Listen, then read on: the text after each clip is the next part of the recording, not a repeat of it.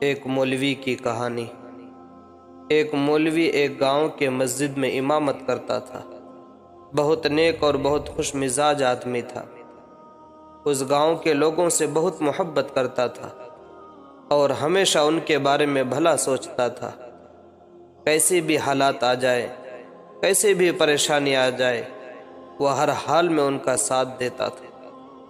یہاں تک کہ اگر کسی کی دکان کم چلنے لگے تو اس پر بھی وہ پریشان رہتا تھا اور اس کے لیے دعائیں کرتا تھا، اور اگر کسی کی کھیت کا فصل خراب ہو جائے اس کے لیے بھی وہ دعائیں کرتا تھا، اور کوئی بیمار ہو جائے تو وہ مولوی پریشان ہو جاتا تھا۔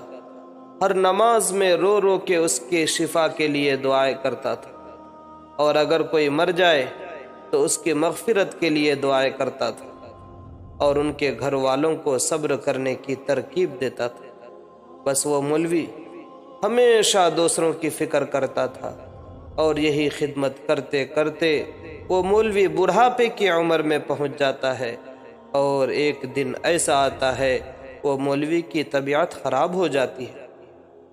تو پورے گاؤں والے ان کے پاس آتے ہیں اور کہتے ہیں، مولوی صاحب، آپ کی عمر ہو گئی ہے اور آپ کی طبیعت بھی بار بار خراب رہتی ہے، اس لیے ہم گاؤں والوں نے فیصلہ کیا ہے آپ ہمارے مسجد کو چھوڑ دیں اور اپنے گاؤں چلے جائیں۔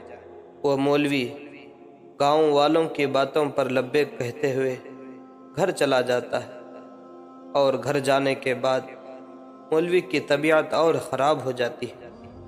اس کو ڈاکٹر کے پاس لے جایا جاتا ہے۔ ڈاکٹر چیک کرنے کے بعد کہتے ہیں کہ ان کا آپریشن کرنا ہوگا، مگر مولوی کے پاس اتنا رقم کہاں کہ وہ اپنا آپریشن کرا سکے۔ مگر پھر اس کو خیال آتا ہے، میں نے جہاں امامت کیا تھا وہاں کے لوگوں کا بہت خدمت کیا تھا، ہر ممکن ان کے لیے بھلا کیا تھا، آج مجھے ان کی ضرورت ہے۔ یہ سوچ کر وہ مولوی فون کرتا ہے اور گاؤں والوں سے مدد کرنے کو کہتا ہے۔ مگر گاؤں والوں نے مولوی کو کیا کہا، ذرا سنیے۔ مولوی صاحب، آپ ہمارے گاؤں میں امامت کرتے تھے، ہم مانتے ہیں، مگر ہم نے آپ کو تنخواہ بھی تو دیا تھا، تنخواہ دینے کے بعد پھر اور کیسا مدد کیا جائے؟